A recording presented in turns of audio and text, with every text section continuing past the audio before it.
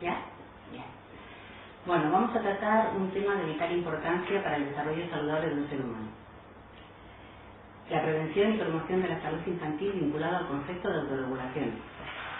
Antes de centrar estos temas, es fundamental que nos paremos y hagamos la siguiente reflexión. ¿Es nuestra sociedad sana? ¿Es esta la sociedad que deseamos ofrecer a nuestros hijos? Realmente vivimos en una sociedad que está enferma.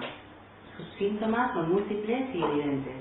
Podemos diagnosticarlos con facilidad con la sola observación de la televisión, de la prensa, de la radio.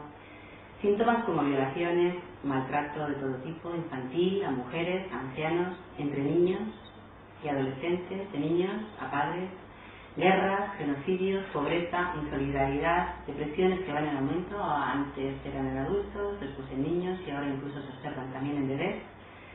Están en nuestra vida cotidiana de forma continua y ya nos parecen normales o inevitables. Toda esta situación sintomática nos habla de una sociedad que sufre y por tanto de una sociedad neurótica. El objetivo de la prevención y de la promoción de la salud es evitar este sufrimiento estéril, que no aporta nada y que limita nuestra capacidad para la vida. Se trata de evitar los trastornos psicoafectivos que se gestan ya en la primera infancia y potenciar la salud integral desde el mismo momento de la concepción. Lo sano no es lo mismo que normal. Estos conceptos se confunden habitualmente.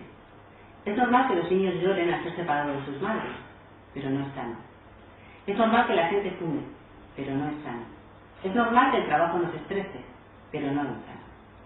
Lo normal es un concepto estadístico que guarda relación con la norma y con la media de la población.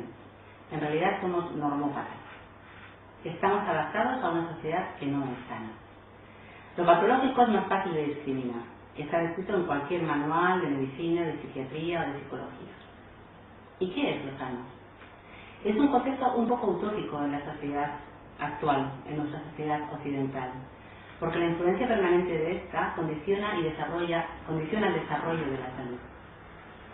Sin embargo, no por ello tenemos que renunciar a aproximarnos cada vez más a este ideal. Lo sano no es ausencia de patología, ni tampoco lo normal o lo habitual.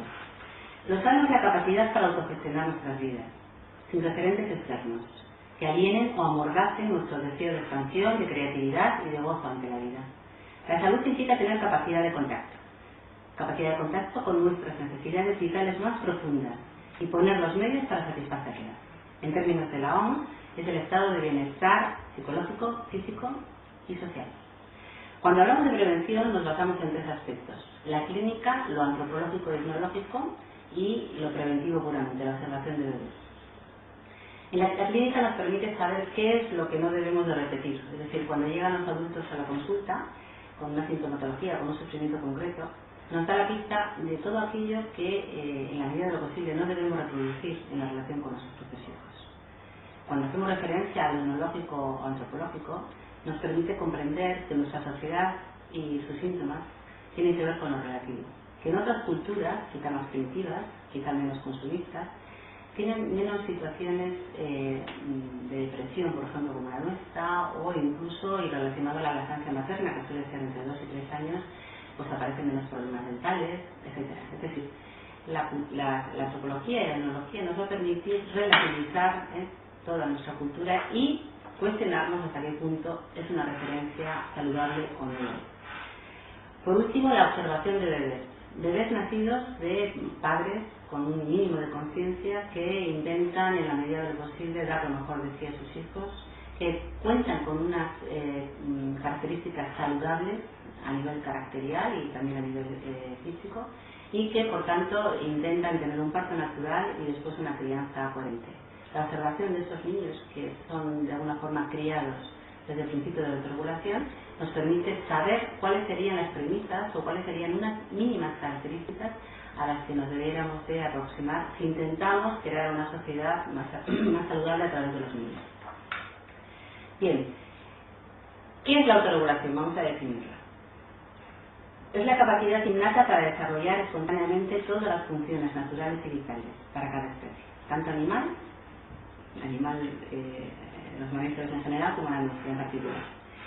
Esta autorregulación está presente en todos los seres vivos, desde los unicelulares hasta los pluricelulares, y también en los organismos superiores.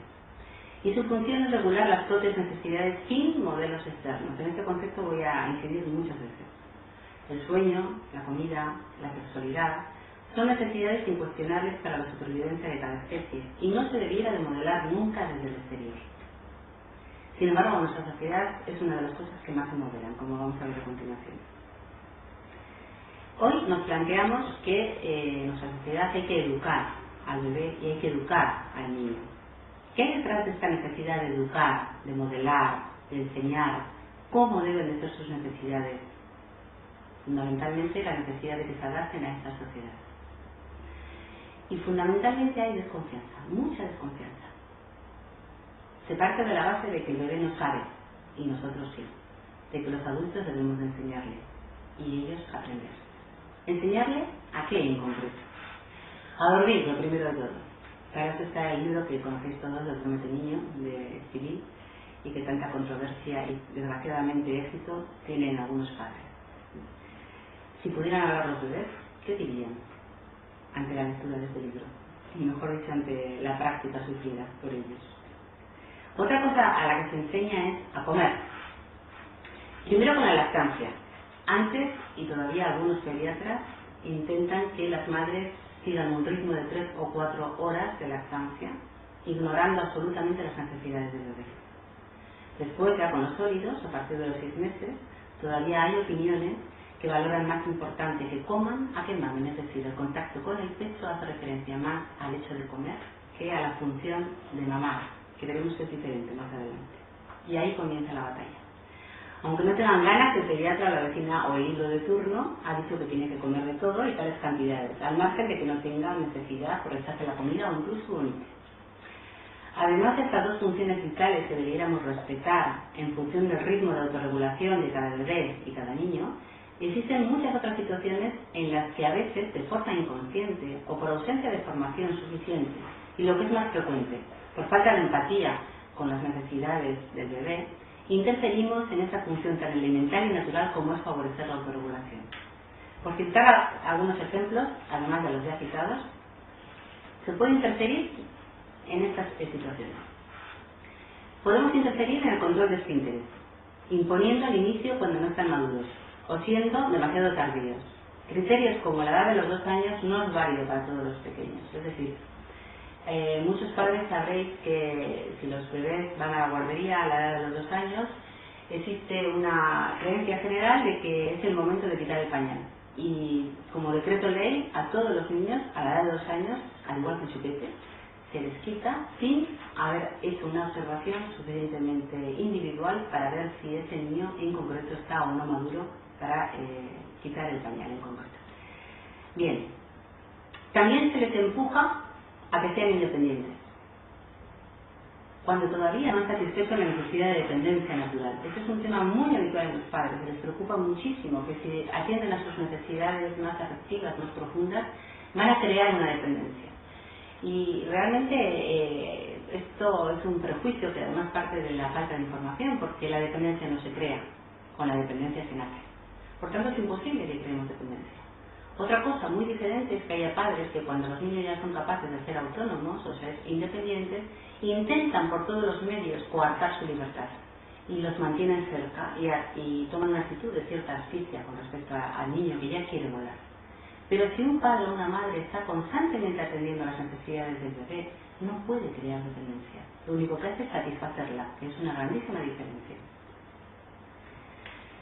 Bien, hay muchos pequeños que todavía, sin ser capaces de separarse de la mamá, porque todavía la necesitan su presencia para sentirse seguros, se ven empujados, desgraciadamente, a comenzar, por ejemplo, una escolarización para la que para nada están maduros. Y aparecen los llantos, aparecen las protestas y aparece el sufrimiento.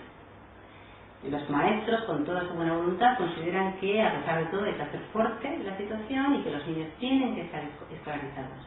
Nuevamente se interfiere y se ignora las necesidades de ese niño pequeño que todavía está reclamando a gritos, con llanto, que su mamá esté presente, porque ella y no otra persona es la fuente de seguridad. Tenemos mucho miedo a la dependencia y queremos que sean independientes demasiado pronto. problema está que cuando uno quiere que sean independientes tan pronto, luego cuando tienen 20, 30, 40 años pueden continuar en el domicilio familiar, porque no satisfecho la necesidad de dependencia cuando toca, que es en la primera infancia. También se interfiere cuando se pretende enseñarles a compartir, para que no sean egoístas. Los padres ignoran que en la primera infancia, padres y educadores, no todos por supuesto, los niños están en una fase que es la fase egocéntrica, y eso no significa ser egoísta. Eso significa solo y exclusivamente que el mundo gira alrededor absolutamente de ellos mismos. Los niños pequeños, cuando son pequeños, menores de 3 o 4 años incluso, están totalmente dominados por el mundo de la fantasía. De tal forma que cuando sale el sol piensan que sale porque ellos se van a levantar. Y cuando sale la luna, piensan que sale la luna porque ellos se van a acostar. Ese es el pensamiento egocéntrico, que no egoísta. Entonces, desde esa perspectiva, todo gira en torno a ellos. Y desde ahí un niño pequeño de 2 o 3 años no puede entender por qué los padres insisten en que comparta su juguete preferido. De la misma manera que un adulto no compartiría su coche preferido o su piso preferido o a su compañero o a su compañero. Pero a los pequeños los obligamos demasiado frecuentemente a que compartan cuando no están preparados. Y eso va a crear una serie de reacciones adversas de las que después podríamos hablar. También interferimos cuando se frena la expresión de sus emociones. Tenemos a veces que si un niño llora, se va a convertir en un niño débil. ¿Cuántas veces se oye decir, no llores, calla, no llores? ¿Sí? Y de esa forma se les va obligando a inhibir una emoción que es tan fundamental para expresar lo que en ese momento están sintiendo. Y, desgraciadamente, cuando llegan a la etapa adulta y quieren llorar, ya no pueden. Y, desgraciadamente, no saben tampoco lo que sienten, porque la única posibilidad de saber lo que se siente es cuando no se inhibe la emoción. Si la emoción se inhibe, existen muchas posibilidades de que se inicie un proceso de acorazamiento de tal forma que la persona adulta ya no llega a conectar con las emociones más elementales. Los bebés y los niños sí, pero el adulto se encarga de ir interfiriendo en ese proceso tan natural como la expresión emocional, solo con una conducta represiva de la que muchas veces no es ni tan siquiera consciente. ¿Por qué ocurre todo esto? Básicamente porque tampoco nos permitieron a nosotros generalmente encontrar ese propio ritmo de maduración. No nos permitieron explorar, observar, equivocarnos y de esa forma aprender. Y todo ello se debe precisamente a la desconfianza de la que hablaba antes. En realidad, nuestra sociedad parte de una mirada al niño muy poco saludable. No solo de arriba a abajo, sino confundiendo autoridad con autoritarismo. Yo cuando formo al profesorado de educación infantil o incluso al profesorado de la ESO y también a los padres les suelo decir que hay que distinguir estos dos conceptos con mucha claridad, autoridad y autoritarismo. Y les pongo un ejemplo. La autoridad es algo que se otorga. La autoridad es algo que el otro te da, porque reconoce que tienes una capacidad. El autoritarismo es algo que se impone. Y desgraciadamente en la crianza y en la educación, en lugar de esperar que el niño deposite su confianza y por tanto nos otorgue su autoridad, se la imponemos. Desde el psicoanálisis además existen unas aportaciones que son bastante cuestionables, no que yo tengo una base psicodinámica profunda por supuesto, en relación a lo que es la teoría de la frustración. Voy a hablar un poquito de lo que es la teoría de la frustración. La teoría de la frustración defiende que el bebé y el niño es un perverso polimorfo. ¿Qué significa esto? Pues que es un ser egoísta, insaciable y que necesita ser modelado, educado para que sea un ser social y no para que sea un ser antisocial o asocial. Y para ello, la única forma que se entendió a principios del siglo XX, cuando las grandes aportaciones del psicoanálisis, que fueron muchas, realizaron la teoría de la educación, de la frustración, fue precisamente la necesidad de frustrar. Se temía que si a un niño pequeño no se le frustraba, no podía pasar de una fase del desarrollo a la fase siguiente. Por lo tanto, la frustración, esa teoría, está muy presente en la vida cotidiana de los padres sin conocer tan siquiera nada del psicoanálisis. Como decía antes, si bien es cierto que hay grandes aportaciones, hay muchas cosas que cuestionar porque la vida en sí misma es pura frustración. Está llena de límites. la vida tiene un final, llega la muerte. El día tiene un final, llega la noche. Las paredes de este espacio tienen un límite también. Hay otra habitación al otro lado. Y así sucesivamente. Estamos frustrados si quisiéramos estar constantemente en un estado de bienestar, porque la propia vida nos va a poner una serie de límites y de frustraciones que nos va a impedir estar constantemente en un estado de expansión. Si la vida te pone frustraciones, ¿qué sentido tiene además de poner otras añadidas al desarrollo de los bebés y de los niños, que están en plena expansión y que están necesitando explorar el mundo y necesitando contactar con otros seres vivos sin límites? Esto no significa que no haya que poner límites, esto sería motivo de otra conferencia. Por supuesto que son necesarios, pero hay que saber cómo, hay que saber cuándo y hay que saber por qué se ponen los límites. Detrás de la teoría de la frustración existe la creencia de que la vida es muy dura y los niños deben de aprender a ser duros para adaptarse a ella. Y es real, la vida es dura, ¿quién va a decir lo contrario? Pero no se trata de modelar, de educar para ser duros, sino para ser fuertes. Es muy diferente ser fuerte que ser duro. Un niño fuerte tiene una buena autoestima, pero no es rígido, como el duro. Es flexible, es sensible, es amoroso, pero no tonto. Se sabe defender. Personalmente hay una expresión que utilizo con insistencia en cualquier formación o en cualquier conferencia. Los niños son pequeños, pero no son tontos. Hemos de acompañarles a crecer, a ver, a conocer, pero no moldearles para ser insensibles, rígidos y duros. Así jamás cambiará esta sociedad neurótica, enfermiza. Así siempre habrá competitividad, violencia y sufrimiento. Esos síntomas son fruto de la dureza y de la falta de empatía, nunca fruto del respeto por la vida. Ser fuertes con un yo sólido es sinónimo de salud. Ser duros es la coraza del débil y es sinónimo de normal o de patológico en función del grado de rigidez y debilidad. La salud es confiar en que cada bebé o cada niño tiene unas potencialidades al nacer que puede desarrollar o no en función de la intervención del medio ambiente, es decir, de la escuela, de los padres, de la sociedad en su conjunto. Es decir, significa no interferir en su capacidad para sentir lo que necesita para buscar su bienestar emocional y físico. ¿Significa esto consentir o ser permisivo? Rotundamente no. Significa respetar.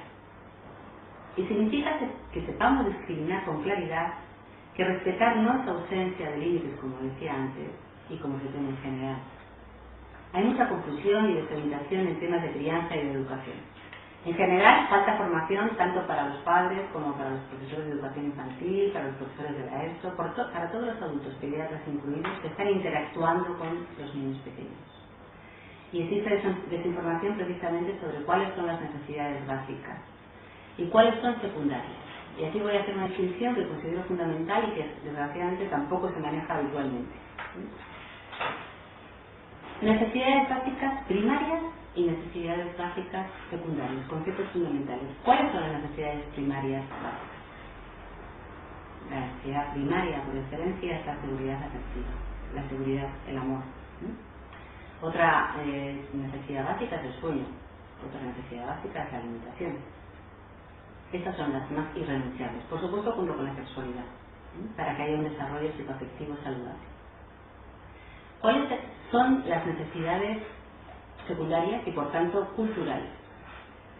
Todas aquellas y creadas por nuestra sociedad consumista. Es decir, aquello que puede frustrarse o más bien limitarse con afecto, pero con firmeza, y que no daña su desarrollo psicoafectivo. Televisión. Pasan demasiadas horas frente a la televisión. Hay muchos estudios que demuestran que los niños menores de 3 años no debieran de ver nada de la televisión, porque su desarrollo cerebral está sobreestimulado y no pueden digerir ni metabolizar las imágenes. Pero los niños mayores de 3 años también debieran de tener una serie de límites con respecto a la televisión. Las golosinas. Yo no digo que haya que suprimirlas todas, pero a partir de cierta edad, hasta los 3 años aproximadamente, o 4, se puede empezar a negociar. Antes de los 2 años un niño no debiera de saber lo que es una golosina. Es responsabilidad de los padres frenar a los adultos maliciosos que ofrecen los dulces. ¿Qué más cosas? Cientos de juguetes acumulativos. Muchas veces los juguetes, sabéis, cumplen la función de taponar todas las lagunas afectivas que los padres, por la ausencia laboral, no pueden cubrir a nivel afectivo.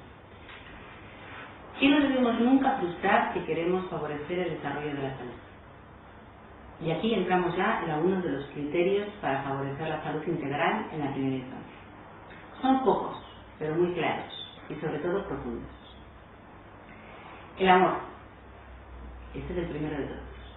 La necesidad de contacto epidérmico, de abrazos, no tiene límite ni edad. Jamás hay una crianza por estar receptivo y disponible a las demandas afectivas. Los bebés y los niños necesitan vivenciar su necesidad de dependencia, ahora que son pequeños, para llegar a ser autónomos.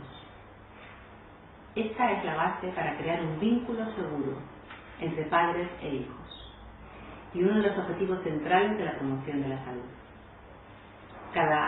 Criar a un niño pequeño es plantearse como reto crear a un niño con un vínculo seguro. Muchos padres preguntan sobre la autoestima de los hijos y qué pueden hacer para mejorar la autoestima, ¿no? Y realmente es una pregunta muy difícil, porque no se trata de recetas, no se trata de cosas muy concretitas, de parches.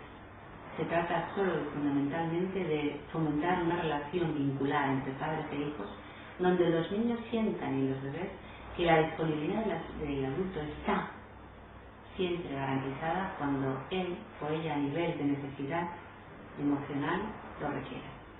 Esas son las bases del vínculo seguro y por supuesto tienen que ser repetidas en el tiempo.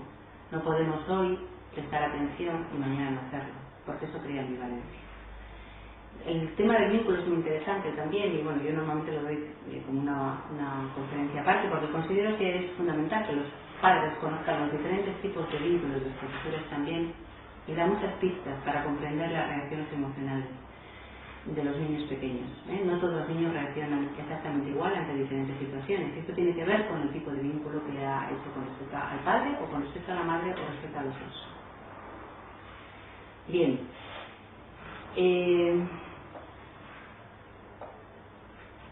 Por supuesto que en el tema del amor podemos incluir el tema de ser amamantados con lactancia, el derecho que tienen los bebés y los niños a ser amamantados con lactancia natural, a demanda y prolongada, siempre que la madre, por supuesto, disfrute de ese contacto privilegiado con el bebé. No tiene ningún sentido que si la mamá no quiere dar pecho porque no disfruta o porque, como he visto algunas madres, tiene repugnancia o hay rechazo o tiene miedo o hay un montón de sentimientos ahí que son más fuertes que el mismo hecho de querer dar de mamar, no tiene ningún sentido que se dé de mamar. Es mucho más importante en este caso dar un biberón con mucho amor que necesariamente fustigarse queriendo dar de mamar cuando los sentimientos que provoca el hecho de hacerlo son negativos, porque el bebé, que es pura emoción, lo capta perfectamente. Pero si hay una actitud positiva, lo ideal sería que realmente la madre pudiera favorecer el amamantamiento porque es una manera de garantizar en alguna medida el vínculo. La OMS sugiere que la lactancia prolongada y a demanda sea hasta los 2 años. En mi experiencia personal práctica de grupos de lactancia, tanto en San Sebastián como aquí en la zona de Alicante, he comprobado que el de 7 a los 2 años suele ser bastante conflictivo, porque los bebés ya saben lo que es el pecho, ya saben lo que es el placer, ya saben lo que es la seguridad y les cuesta muchísimo renunciar a ese placer. Yo soy partidaria de, si es posible, se continúe la lactancia hasta los 3 años. Ya se puede poner algún tipo de límite, pero a los 3 años es una edad en la que el niño puede dejar el pecho sintiendo que es un triunfo, que es una decisión incluso compartida que ha tenido con respecto a su propia madre. Antes es mucho más difícil. La oralidad es hablando del amamantamiento, es una fase psicoafectiva del desarrollo esencial para facilitar una estructura de la personalidad saludable. Fundamentalmente porque además de proporcionar ventajas de toda índole a nivel físico, como ya sabéis, a nivel inmunológico, permite también que el bebé experimente el placer en la boca, como primera experiencia con el mundo exterior que le transmite bienestar. El pecho representa la seguridad, el amor y el placer para el bebé, siempre que la madre lo viva placenteramente y con capacidad de contacto. La boca es algo muy especial y que merece especial consideración, al igual que la mirada, en los primeros meses de vida, para la formación y la estructuración del carácter. Pero es una realidad que la boca, aparte de la función de la exploración, como bien sabéis, los bebés se meten toda la boca para explorar, para conocer el mundo exterior, no lo conocen de otra manera, también cumple una función de placer, es el primer placer que tiene el bebé y se encuentra como zona erógena por excelencia en la boca. Y por supuesto también es nutrición, es decir, la boca cumpliría 3 funciones en uno solo. Bien. La necesidad de autorregularse especifica otro aspecto a través del sueño. ¿Cuánto necesita dormir un bebé o un niño? No es una decisión nuestra. Aunque hay estadísticas, la realidad es que cada bebé requiere un tiempo de descanso y que va variando a medida que crece. Progresivamente se regula la cantidad de horas que necesita para estar en buen estado, en el hecho de dormir, y como consecuencia no irascible. Muchos pequeños están irascibles porque no duermen lo suficiente. A mí cuando me vienen a la consulta muchas veces las mamás me dicen, es que es un bebé inquieto, irascible, que llora por cualquier cosa, que protesta, no sé por qué. Lo primero que le pregunto es cuántas horas duerme. Y generalmente descubro que hay muchos bebés que duermen bastante menos de lo que necesitan. Se lo conectan ese bebé en concreto, porque para otro bebé puede dormir poco y estar en perfectas condiciones. Por tanto, el sueño es algo que tenemos que observar. ¿Cuánto necesita mi bebé o mi hijo para que duerma, para dormir y para de esa manera estar en un estado de alegría o bueno, de gozo más o menos cotidiano? Los padres a menudo ignoran algunos sencillos criterios que favorecen el ritmo de la regulación del bebé. Y este ritmo no es tanto que duerma de un tirón, es otro gran aspecto que muchos ya habréis oído en otras conferencias, porque nosotros necesitamos que duerman de un tirón, pero los bebés no tienen establecida todavía la diferencia entre vigilia y sueño como lo hace un adulto, y por tanto es absolutamente normal los despertares frecuentes. Lo que tenemos que saber es, como decía antes, es la cantidad de sueño que necesita en particular en esta etapa de su vida. Vinculado con este apartado está el respeto a su necesidad de seguridad. Necesitan de la proximidad y de la presencia de un adulto. Nuevamente los tópicos llevan a separar a los bebés del regazo materno cuando no están maduros para dar este paso de autonomía, con el consiguiente desgarro emocional que en ocasiones conlleva. Esto hace referencia a lo que he comentado antes de la escolarización. Aquí creo que la escolarización se da hacia los 3 años, aunque también se entra a la guardería a tempranas edades y no hay periodos de adaptación, en algunos centros sí, afortunadamente, y ojalá cada vez se extienda muchísimo más, pero hay otros centros que todavía consideran que el periodo de adaptación se reduce a un día de presencia de la madre y después el niño se debiera adaptar, integrar y quedarse contento y cantando en la escuela. Cuando ni tan siquiera un adulto, cuando va a un espacio nuevo, se siente lo suficiente confiado y seguro como para establecer relaciones vinculares y seguras con el que tiene al lado. Los bebés y los niños también necesitan un tiempo para establecer un vínculo con un desconocido, como puede ser, por ejemplo, un profesor. Y no se les debe de empujar, porque sienten mucho más que nosotros y no tienen la capacidad física que tenemos nosotros para relativizar lo que nos está pasando. Por tanto, no hay que forzar en ninguna de estas esferas bajo ningún concepto. Hay que proveer alimentos nutritivos y sanos, en el caso del alimento, y sabemos que no es tan importante la cantidad como la calidad. Eso con respecto al alimento, lo mismo con respecto al sueño, lo mismo con respecto al momento de la escolarización, lo mismo con respecto al despertar. En el momento del ritmo madurativo de ese niño en particular es cuando se puede producir un salto cualitativo sin que ese niño sufra y que además ese niño esté preparado y por tanto lo considere como una etapa evolutiva y por tanto un triunfo personal. Control de esfínteres, ya lo he comentado antes, cuando presenta signos de madurez para poderlo llevar a cabo con éxito. No es el criterio de los 2 años, ni los 2 años y medio, ni los 3, ni el año y medio. El criterio es cuando el bebé empieza a no mojar pañales y cuando empieza a ser consciente y a contactar con sus genitales. Da una serie de signos, que se nos llevaría también tiempo de desglosar, que el adulto puede interpretar como el momento correcto y adecuado, pero no cuando el adulto considera llegó el verano, le voy a quitar el pañal, como habitualmente se hace, porque muchos de los fracasos que después se dan y de las regulaciones que después se dan se deben precisamente a que se ha hecho en un momento prematuro. Expresión emocional libre. La emoción es consustancial con la vida. Emociones. ¿Cuáles son las emociones? Diríamos que hay unas emociones básicas, que son la tristeza, que son la rabia, que es el miedo, que es la alegría. La rabia, la agresividad y la sexualidad son 2 instintos naturales que hay que respetar y que van vinculados. Si se contiene o se reprime, una o la otra, comienza el acorazamiento y las descripciones indeseables a la hora de manifestarse. Un ejemplo claro lo constituye la agresividad. No es lo mismo la manifestación de la rabia puntual, que no daña y que es saludable, que la destructividad. Es decir, lo voy a decir brevemente porque también requiere bastante espacio y tiempo para poderlo expresar más en profundidad.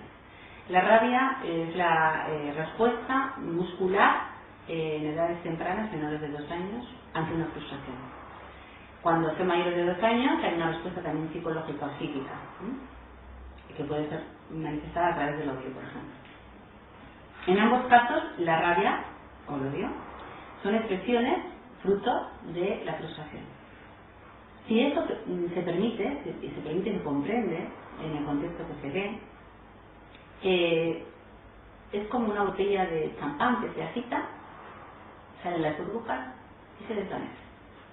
Sin embargo, si por el temor nuestro a la rabia de nuestro hijo le reprimimos, y generalmente, desgraciadamente, lo reprimimos con más agresividad, muchas veces pegándole en el culo o donde sea, lo que estamos generando es que esa botella que tenía una salida natural a través de sus burbujas se acumule, la seguimos haciendo y quizá cuando explote dañando con los cristales a todo lo que tiene alrededor.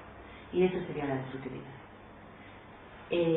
La agresividad, por tanto, debiéramos de respetarla porque es una manera de defender el propio espacio vital.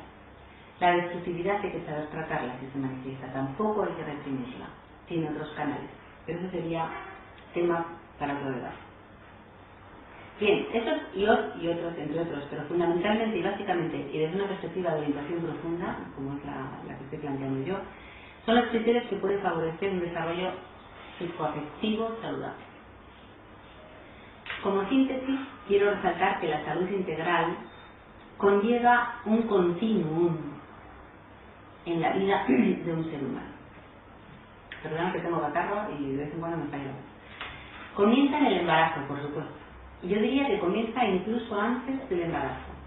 Lo ideal, y yo cada vez disfruto más de esas parejas que saben del abordaje de la prevención y acuden a la consulta para pedir cita antes de embarazarse y hacen sesiones de pareja para cuestionarse cómo quieren la maternidad, cómo quieren la paternidad, incluso para hacer algunas sesiones individuales y analizar la posible transmisión intergeneracional que de forma inconsciente sabemos que se transmite de padres a hijos. Es decir, preparan el entorno, como preparar la tierra adecuadamente para después poder poner la semilla, ¿no? Eso sería lo más bonito. Pero por lo menos empezar desde el mismo momento del embarazo una preparación de corte profundo que incluya el cuerpo, que incluya la emoción, que incluya el psiquismo, que incluya la energía, es decir, una abordaje integral de la mamá, de la futura mamá y por supuesto del padre, donde se aborden temas que tienen que ver con la relación con la propia madre, conflictos no resueltos, precisamente para evitar que se transmitan después a los propios hijos, con el padre, por supuesto, los temores con respecto a la crianza y, por supuesto, también el trabajo de parto. Nosotros trabajamos, siguiendo las recomendaciones de la OMS, sobre el parto natural. Queremos que en la medida de las posibilidades, y si una mujer es sana y así opta, porque si otra opta por el parto medicalizado, está en su derecho, pero queremos que exista la opción de que aquellas mujeres que deseen el parto natural tengan la posibilidad de realizarlo tanto en su domicilio, con todas las garantías posibles, a poder ser como se hace en otros países, con la ambulancia debajo de casa, o en el hospital también, en un entorno lo suficientemente acogedor para que esta mujer pueda tener las garantías nuevamente hospitalarias, pero tener un parto con la máxima intimidad y sin ninguna interferencia desde el exterior.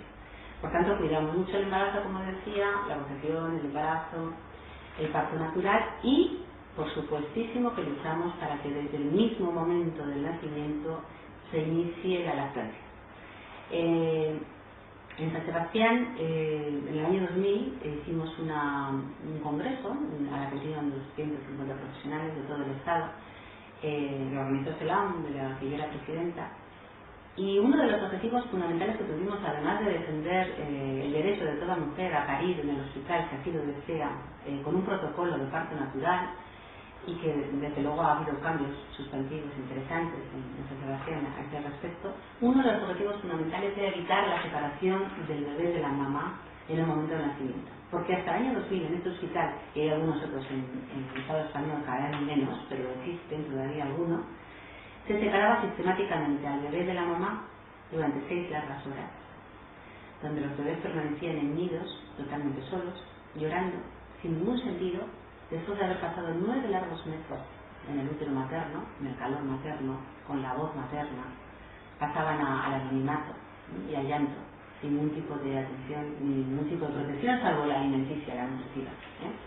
Por tanto, luchamos para que eso no se volviera a producir nunca más, y afortunadamente en el año 2000 esa práctica totalmente inhumana para la mamá y para el bebé, porque la mamá, si necesita descansar, puede hacerlo tranquilamente teniendo al bebé al lado. Se radicó y bueno, es una de las cosas de las que personalmente yo estoy más satisfecha, porque me parece que genera mucho sufrimiento estéril en el bebé en el mismo momento ya de nacer. Bien, como decíamos antes, favorecemos por supuesto la lactancia prolongada y de demanda por considerar que es la que el bebé requiere y tiene todo el derecho de disfrutar si la madre así lo decide, y porque es la que le va a dar más seguridad y placer. Y el destete, desde la síntesis, progresivo a partir de los 2 y especialmente a partir de los 3 años, que es cuando los bebés realmente lo integran sin llantos y participan en la fiesta y de alguna manera sienten que han dado un salto cualitativo muy importante en su vida, lo entienden y están acompañados de los papás o de sus familiares. Durante los 2 primeros años de vida los bebés son pura emoción. Eso es algo que me gustaría que quedara muy claro y que generalmente no se tiene en cuenta. Los padres interpretan demasiado frecuentemente las actitudes de los niños, los llantos incluso, como mañas, como caprichos, y no saben leer adecuadamente. Es como si estuvieran viendo a un niño pero en miniatura, a un adulto en miniatura. Y es que el niño y el adulto no tienen absolutamente nada que ver. Ayer veía una familia, yo veo con frecuencia a familias y a sus hijos, y me llamaba mucho la atención, ¿no? Como el padre, cuando yo le preguntaba por qué creía que la hija desobedecía, me decía que por hacer rabiar. Es decir, estaba ya interpretando una cierta, lo que decía antes, un perverso polímorfo, ¿no? En el niño, una tendencia intencional de querer dañar, cuando muchas veces, no digo que no haya algún caso, pero habría que verlo individualmente, la mayoría de las veces si se obedece es porque no se entiende el sentido del adulto en ese momento, cuando da la orden, por ejemplo, de recoger y el niño está en ese momento jugando. No se entiende la orden de lavarse las manos cuando ha estado disfrutando con el barro y realmente para él es una obra de arte, pero para el adulto lo más importante es la higiene. No se entiende por qué se tiene que poner el abrigo si en casa hay calefacción y no tiene por qué saber ni creer que en la calle hace frío, por mucho que lo diga el papá y que diga que está nevando, porque no ha pasado por esa experiencia. Es decir, muchas veces no es que desobedezcan, es que no entienden la lógica del adulto, porque su mundo y el nuestro son totalmente diferentes, porque ellos son pequeños y nosotros somos mayores, porque nosotros hemos sido pequeños, pero ellos no han sido mayores. Por tanto, tenemos que tratar de establecer puentes de conexión entre el mundo infantil y el mundo adulto para que no haya tantas malas interpretaciones y tanto sufrimiento estéril como se produce precisamente por esta falta de empatía, por esta falta de conocimiento, ¿no? De estas fases del desarrollo. A partir de los 3 añitos es cuando comienza la necesidad de socialización por parte de los pequeños, que debe ser respetada pero no forzada. En la práctica realmente, si recordáis, antes, cuando éramos pequeños, la escuela se iba hacia los 4 años aproximadamente. Yo afortunadamente, como viví en otro país, fui a los 6 años. Y cuando fui con 6 años fui encantada. Pero en fin, antes se iba con 4 y la gente en general reaccionaba bastante bien. Las reacciones adversas se empiezan a observar cuando la madre y el padre necesitan trabajar y la escolarización se hace temprana. Es decir, cuando la escolarización se hace a los 3 añitos, que es la frontera donde se inicia la socialización, o cuando se inicia a los 2 años, y no digamos cuando se va a la guardería. Por tanto, es importante que Independientemente de las razones, que las hay, y muchas, sobre todo laborales, que llevan a los padres, desgraciadamente, a tenerse que desprender de sus hijos, muchas veces con dolor, tengamos presente que los niños no están maduros en general antes de los 3 años para la escolarización. Y que habría que ver otras medidas políticas a nivel nacional para garantizar que los niños no pasen por esas heridas emocionales tan innecesarias para su desarrollo afectivo emocional. El niño no entiende, aunque le digamos papá, mamá va a trabajar, no sabe el concepto de trabajar, no ha trabajado en la vida, solo sabe que desaparece. Por tanto, en la medida de lo posible deberíamos de ver otras formas de intervención a nivel social que facilitaran y que posibilitaran que esos niños no sufran estos desgarros en una escolarización que es temprana. Claro que hay otros niños que reaccionan bien. En esos casos lo dejamos ahí. Aunque, cuando hablamos de los tipos de vínculo, tendríamos que ver si eso es reaccionar bien o está respondiendo a otro tipo de vínculo. Pero bueno, lo dejamos ahí como un interrogante. De los 3 a los 6, 7 añitos finaliza la estructuración del carácter. Es la etapa en que comprende nuestro discurso verbal. Digamos que un poco antes, claro que lo entienden, pero no lo integran. Muchos padres me dicen, sí, pero ¿cuántos años ya sabe que no tiene que, lo que sea, que no tiene que tirar no sé qué al suelo, o que no tiene que cegar a la hermana porque me mira, o que no tiene que... No, no sabe eso, no lo está entendiendo. Lo que está entendiendo es el gesto, la actitud corporal del padre. Y a través del gesto y la actitud corporal del padre sabe, siente, mejor dicho, que al papá eso no le gusta. Y los niños sí que es cierto que son especialmente sensibles para detectar lo que al adulto le gusta y no le gusta. Porque todos los niños del mundo lo que por encima de todo quieren es agradar al adulto. Por tanto, lo que están interpretando es el gesto del adulto en esa interacción que se está produciendo. No están entendiendo el sentido y la lógica que tiene el discurso del adulto. Esto se produce, como decía antes, a partir de los 3, 4 añitos, hasta los 6, 7, que es cuando finaliza la estructuración del carácter. ¿Qué quiero decir con la finalización y la estructuración del carácter? Bueno, pues que los 7 primeros años de vida son fundamentales para la formación de la personalidad o del carácter de un ser humano. Wright hacía una analogía con un árbol, ¿no? Decía, más vale que el árbol nazca y crezca lo suficientemente fuerte, porque es la mejor forma de prevenir, y no intentemos enderezarlo cuando ya esté crecido, porque es mucho más difícil.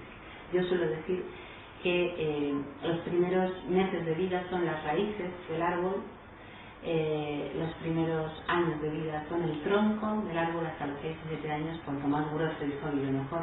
Y después, a partir de ahí, por supuesto que va a haber ramas más frondosas, menos frondosas, pero realmente una gran base del desarrollo se ha forjado en estos 6 o 7 primeros años de vida. Esto no es determinista, no significa que a partir de entonces no podamos sufrir modificaciones. Por supuesto que sí. Desde la teoría del apego sabemos que a lo largo de la vida se pueden incluso ir fijando otro tipo de vínculos con otras personas. Pero la base, digamos, inicial está en los 7 primeros años de vida.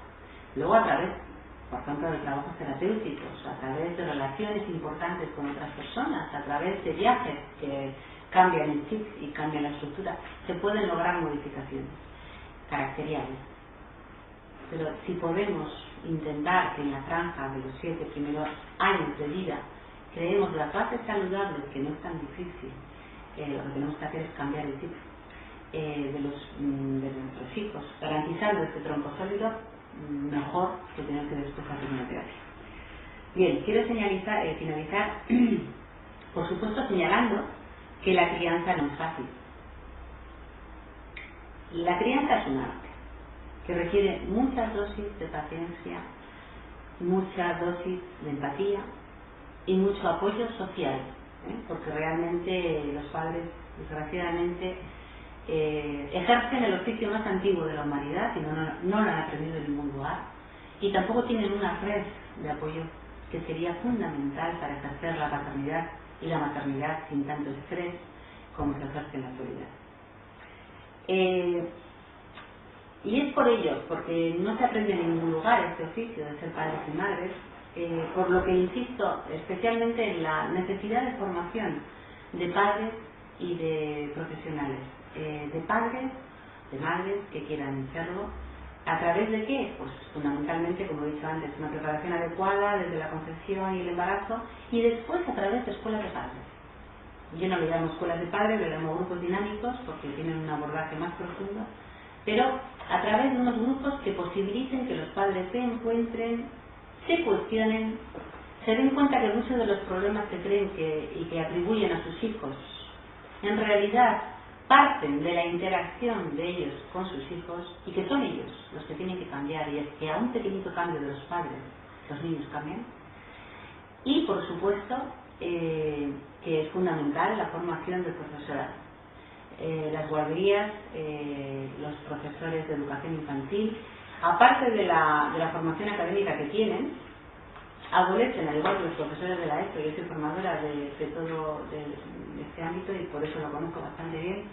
Adolecen muchísimo de una formación en prevención y adolecen muchísimo también de una comprensión profunda de cuál es el desarrollo psicoafectivo en la primera infancia, y carecen de herramientas para manejarse con la agresividad desde una perspectiva de la salud, para manejarse con la sexualidad. Muchos adultos realmente no saben, quieren dar una respuesta saludable, pero no la tienen interiorizada, ¿no? Carecen de herramientas para intervenir cuando hay conflictos entre los iguales, y hacen interpretaciones en ocasiones erróneas de la conducta de los niños, precisamente por la ignorancia de este desarrollo psicoafectivo y de las diferentes etapas y de lo que cada niño, cada niña puede llegar a asimilar, a comprender, y para qué está preparado y maduro ante la exigencia del adulto. Entonces, es fundamental que los padres hagan este abordaje en grupos para parar esta cadena de transmisión intergeneracional que se transmite de padres a hijos de forma inconsciente, y para buscar canales de comunicación más satisfactorios con los propios hijos, porque somos responsables directos del bienestar de ellos, al igual que lo es la escuela y al igual que lo es la sociedad en su conjunto. Y por último, pienso que ser padre o ser profesor es una gran oportunidad, al margen de la dificultad de criar o de educar, para acompañarles en ese crecimiento y para aprender junto a ellos. Yo llevo escuelas de padres de los 12 a los 8 años, de los 8 a los 12 y de los 12 a los 18, toda esta franja de edad, ¿no? Hay algunos padres que llevan conmigo ya 12 o 14 años, desde que son chiquitines los niños. Y no veáis el placer que me supone a mí, el aprendizaje que me supone a mí, porque yo también tengo una niña de 15 años, ver cómo los padres van madurando en la medida que los hijos van madurando, y cómo cada etapa del desarrollo implica un reto diferente que obliga a los padres a revisar constantemente cuál es la intervención adecuada, cuáles son en estos momentos los límites adecuados, cuáles son las necesidades adecuadas. Es decir, se obliga a reflexionar, porque sin reflexión seguro que hay repetición de modelos de los cuales nos podemos repetir. Bueno, y con esto en principio creo que es suficiente para haber creado unas bases con respecto a lo que son los criterios de la autorregulación. Voy a hacer una matización. La autorregulación como tal, de forma perfecta, no existe. Pensar que hay niños autorregulados y niños que no lo son es una falacia. Sobre todo por esto, porque vivimos en una sociedad neurótica. Lo que sí podemos es aproximarnos un poquito más a crear unas bases saludables. Pero desde luego que creer que podemos tener hijos sanos en una sociedad enferma es como bastante utópico. Pero no por ello hay que dejar de luchar por ello. Gracias. Y si queréis preguntar. A mí me gustaría hacerte una pregunta. Cuando hablas de la autorregulación y, por ejemplo, hablas de autorregular el sueño, la comida, etcétera, a veces ese intento de autorregulación del niño, que él tiene sus necesidades de dormir, que por un lado podríamos pensar que el darle lactancia materna ayuda, a veces es una arma de doble filo. Es decir, tú das de mamar al niño, lo cual conlleva que optes por el colecho, Y resulta que el bebé, cada vez que tú, por lo que sea, te levantas, lo nota, con lo cual se despierta. Entonces hay dos posibilidades: vuelves a tumbar hasta que el bebé haya dormido sus horas, o desesperada porque son las 10 de la mañana y de hecho hace una hora que tenías que estar haciendo no sé qué, optas por levantarte, el bebé llora y lo acabas levantando, aunque realmente ese bebé dormiría 2 horas más. Con lo cual ahí entra en conflicto las necesidades del bebé con, desgraciadamente, la vida que a veces necesitamos llevar, y que el hecho de que esa lactancia materna hace que realmente el bebé necesite ese contacto contigo. Entonces, ¿qué haces? ¿Te tumbas y renuncias durante la época de la lactancia materna a cualquier otra cosa más que atender la necesidad de tu bebé? ¿Te cuelgas al bebé de la cadera y confías en que con un poco de suerte, aunque tarde 1 hora o 2, acabará durmiendo colgado de ti? ¿O qué haces? Porque es complicado. Es decir, tú quieres satisfacer al bebé, pero desgraciadamente quieres hacer otras cosas. Y es verdad que las mamás que dan biberón, como le dan el biberón, el niño se queda ahí en la cuna tranquilamente. Pero el tuyo no, porque tú le das la lactancia materna y eso te conlleva una serie de placeres y obligaciones al mismo tiempo. ¿Qué haces? Bien.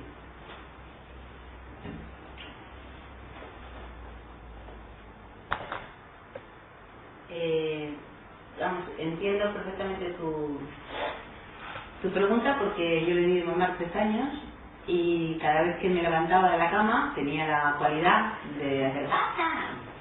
Y no había forma de que pudiera cenar o que pudiera hacer lo que quisiera. Bien. Yo suelo decir a los padres que no es lo mismo 2 que 3.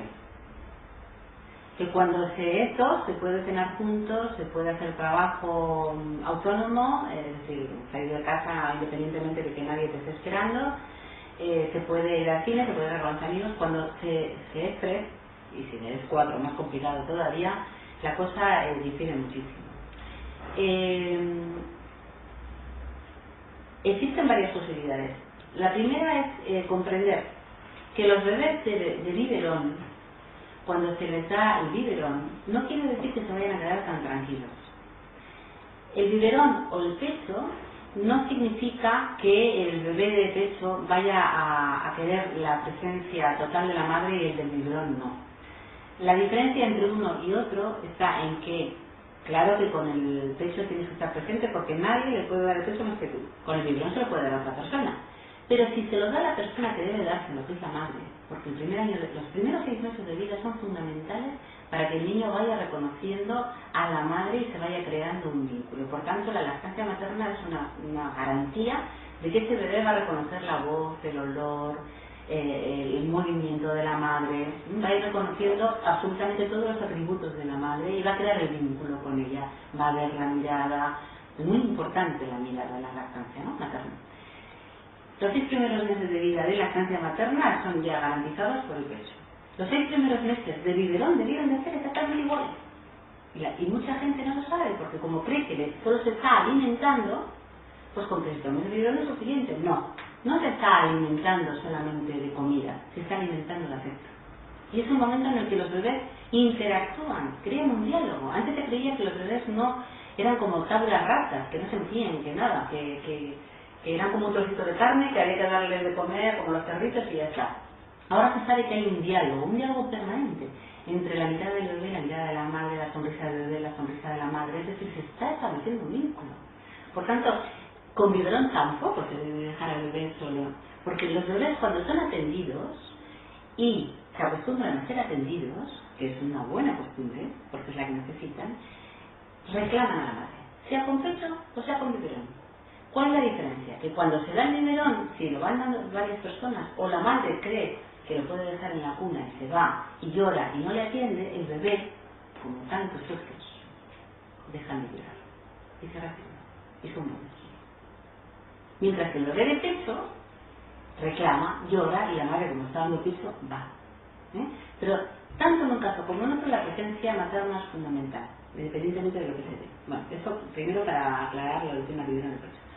Después, ¿qué hacer? Los primeros 6 meses hay que cambiar la vida, totalmente. O sea, hay que estar junto al bebé, que se despierte, hay que estar, porque es lo que necesita, porque si no va a llorar. ¿Y por qué digo que lo necesita? Pues porque los bebés no saben mi mamá está en la cocina, o mi mamá está cenando, o mi mamá se ha ido a trabajar. Los bebés en estos momentos se sienten solos, abandonados. Y el llanto cumple una función vital para la supervivencia de la especie. Si no hubiera habido llanto, los depredadores habrían acabado con nuestra especie. De hecho, si un bebé llora, tiene más garantías de sobrevivir que un bebé que no llora. Ahora, ante el llanto puedes hacer dos cosas: atender la necesidad o no atenderla. Si la atiendes, el bebé va aprendiendo que si él demanda, hay atención. Y claro, la demanda va a estar continuadamente presente, ¿no? Pero es lo que le está creando la seguridad interna de que el mundo es bueno. De que si él necesita algo, mamá, háblenos. Y que le entiende, que sabe lo que necesita. Y entonces se relaja y se sienten seguros. Ese es el inicio del vínculo, seguro. En el otro vínculo, lloran. Mamá no está, la voy a pedir. Inicio del vínculo inseguro. Aparentemente niños muy independientes. Realmente ya no esperan nada. Entonces, es desagradable para el adulto, claro, sí, para la mamá, ¿no? Que tiene que renunciar a tantas cosas, ¿no? Pero, por ejemplo, a las noches es fácil, no queda otra que esperar. Y claro que se despiertan por este instinto de supervivencia, porque la presencia de la madre, y esto es algo que filogenéticamente llevamos arrastrando desde hace miles de años, y está intacto, no ha habido evolución, la presencia de la madre es lo que da seguridad. Entonces el bebé tiene unos resortes instintivos de supervivencia que se desatan para decir a la madre a través del llanto: no te vayas. Claro, ahora no tenemos depredadores, aparentemente no hay peligro, pero la violencia emocional es la misma. Y eso es lo que se ignora, porque la madre dice: ¿pero qué más le dará? Si yo estoy en la cocina, pero ¿por qué tengo que estar yo ahí? Si ya mamá. Pues por eso, porque el resorte es instintivo y no tiene que ver con que haya peligro o no ya, sino con la presencia de la madre, que es lo que le da la seguridad. Por lo tanto, a la noche no queda otra que estar ahí, y en cuanto te levantas, claro que te despierta. Lo mejor es cenar al mismo tiempo que el bebé y meterte a la cama. Es un tiempo, pero hay que renunciar. Y luego a la mañana, bueno, yo básicamente no estoy de acuerdo con que las mujeres trabajen, porque me parece que, a ver, aclaremos, no, claro que estoy de acuerdo, yo soy profesional, totalmente de acuerdo con que las mujeres trabajen. Pero quiero decir que no estoy de acuerdo con que lleguen a una situación de estrés en la que hay que ser madre y al mismo tiempo hay que ser trabajadora. Nosotros en el País Vasco hemos luchado por lograr que durante al menos primero los 6 meses, después el año y si podemos los 2 años de vida iniciales, la mamá pueda permanecer, o el papá, si es que no da pecho, en la casa atendiendo al bebé retribuida. Porque es una función social fundamental. Muchos de los bebés que acuden a guarderías tienen otitis, tienen problemas de salud, no porque hay un virus, como habitualmente se dice, sino simplemente porque lloran, se deprimen, se les baja el sistema inmunitario y todos los virus o las bacterias que están presentes aprovechan y mueren. Cuando esos bebés son sacados de la guardería, realmente mejora toda la sintomatología. ¡Qué casualidad! ¿Por qué? Porque ya realmente están con quien tienen que estar, se sienten seguros. Por tanto, en la medida de lo posible, yo sé que eso es difícil, pero tenemos que tener al menos la mirada lejana, ¿no? De cuál es el proyecto vital que queremos para nuestros hijos y para nosotras mismas, porque nos lo merecemos. La posibilidad de tener 2 años retribuidos por parte del Estado, que ya tiene dinero para gastar en cuestiones militares y en otras cosas que no nos interesan, y que además no son un poco saludables, que lo dedique a la salud, que es la mejor prevención. 2 años para las mamás o papás que quieran retribuidas. Aquellas que no quieran, que sigan trabajando, pero tener esa opción. Y entonces esos conflictos desaparecerían totalmente. A ver, has estado comentando que le hace falta mucha formación, tanto a los padres como a los educadores, respecto a temas de prevención. En ese sentido, me imagino que esta educación es tarea de los psicoterapeutas. Yo no sé si existe en los psicoterapeutas españoles distintas líneas de pensamiento, es decir, si lo que tú defiendes lo defienden todos, y por tanto es un problema realmente de formación de las personas, o hay distintas líneas que hay unos que defienden una cosa y otros defienden otra. Es comentar eso si es. Y en la misma línea, ¿por qué se le hace tan poco caso a la OMS? Tú lo has nombrado varias veces. Yo he tenido experiencias de algún profesional que dice: oye, si la OMS dice esto, y dice: bueno, bien, pues pero yo digo lo otro. Y te quedas así un poco, ¿por qué se le hace tan poco caso a la OMS por parte de los profesionales de la salud? ¿Dónde está el fallo en esa educación de los profesionales? ¿Por qué no se le hace caso a una organización tan relevante? Y bueno, y lo otro que te comentas. Sí. Bueno, la preparación o la formación a profesionales o a padres no corre a cargo necesariamente de los psicoterapeutas. Correría a cargo de personas que se han especializado o formado en el área de la promoción de la salud y la prevención. Es decir, psicólogos, pero formados específicamente en eso. Serían personas que debieran de ser conocedores de diferentes líneas, ¿no? Yo, por ejemplo, tengo una base psicodinámica, he dicho antes, importante, una base reichiana, que hace referencia a todo el tema del acorazamiento y del funcionamiento y de la dialéctica de la sociedad individual quizá, y también estoy formada en la teoría del apego, que aporta muchos estudios experimentales interesantes a nivel de cómo se forma el vínculo. Los psicólogos a nivel del Estado español optan por diferentes líneas formativas, aquellos que se forman, porque desgraciadamente hay muchos psicólogos que acaban la carrera y que abren un gabinete y que empiezan a dar consejos. Pero aquellos que se forman van eligiendo diferentes orientaciones. Están los cognitivo-conductuales, que son aquellos que trabajan con el refuerzo positivo y negativo, con el castigo y con el premio, y muchas más cosas, pero básicamente con eso, que se fijan sobre todo en la conducta, ¿no? Y esta conducta no me gusta, pues vamos a modificarla, ¿no? Y estamos en la orientación profunda, que lo que queremos es llegar a las causas, a los orígenes de cualquier comportamiento, y comprenderlo, y vincularlo al desarrollo psicoafectivo y ver cuáles son las necesidades e intentar establecer un puente de conexión entre ambas. Y dentro de la orientación profunda existen muchas líneas. Hay gente que trabaja con niños desde la perspectiva terapéutica, por ejemplo, ¿no? Hay muchas orientaciones psicológicas, bueno, algunas, no muchas, que trabajan con niños a nivel terapéutico. Yo trabajo a nivel de prevención, de promoción. Me formé en prevención infantil por la Comunidad Valenciana y después en promoción de la salud, que es la teoría del apego, ¿no? Y ahora hago una síntesis de las dos por considerar, junto con otras líneas muy interesantes, que aportan muchísimo al desarrollo psicoafectivo infantil, ¿no? Entonces, yo, por ejemplo, en estos momentos tengo un equipo formado por esto mismo, porque veía la necesidad de tuviera un equipo de profesionales que pudiera dar cabida y salida a tanta demanda como al menos en el País Vasco se está operando, porque tenemos mucha demanda por parte del profesorado de educación infantil y de la ESO. Trabajo para el ayuntamiento formando profesores de la ESO y he formado a profesores de educación infantil, a monitores de tiempo libre, todo en el ámbito de la prevención y desde esta perspectiva, ¿no? Que es para mí muy rica y realmente apasionante. Y entonces me vi la necesidad de crear un máster y tengo un equipo de profesionales, psicólogos, psicólogas, que se han formado conmigo y que ahora a su vez hacen grupos de padres, escuelas de padres, que hacen grupos de lactancia, que dan conferencias y que se van extendiendo. Es decir, existen como muchas formas de entender la infancia. Una más, la orientación profunda básicamente y la cognitivo-conductual, pero dentro de la profunda existen muchas ramificaciones, ¿no? Para mí, la gran ventaja que tengo es que además de haber trabajado en el tema de la prevención y la promoción de la salud infantil, infanto-juvenil, soy psicoterapeuta. Y eso es una ventaja innegable para los que somos las dos cosas. Pues básicamente por esto, ¿no? Porque cuando viene un adulto te das cuenta de la cantidad de energía que tienes que volver a derrochar para que aquellos aspectos que no fueron cubiertos cuando tocaban sean trabajados ahora, ¿no? Y yo estoy una apasionada de la prevención porque he observado una y miles de veces que una intervención adecuada en un sistema familiar con una comprensión empática por parte de los padres mueve montaña. Y no soy partidaria de hacer muchas sesiones.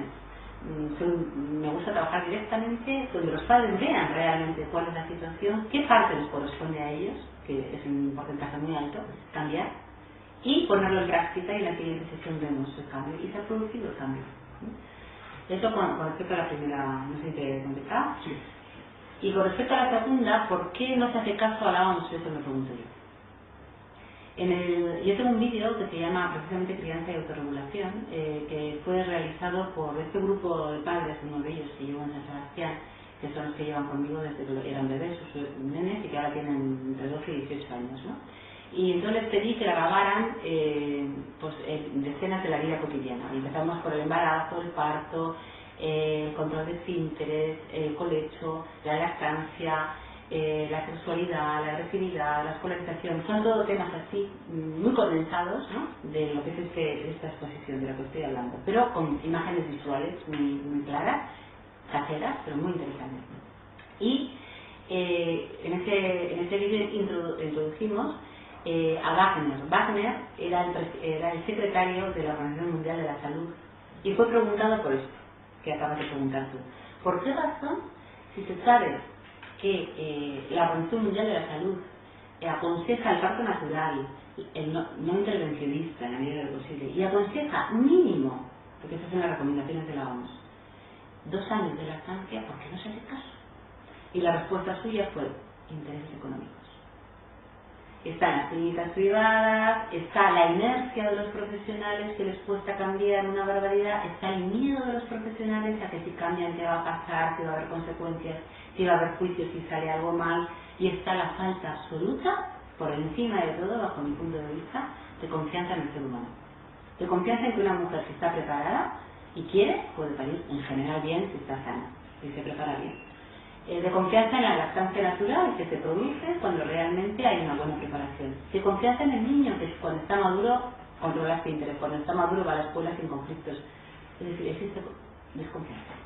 Y todo está dirigido desde los cánones externos, desde las consideraciones pediátricas, desde todo aquello que no tiene que ver con la confianza en la capacidad del ser humano.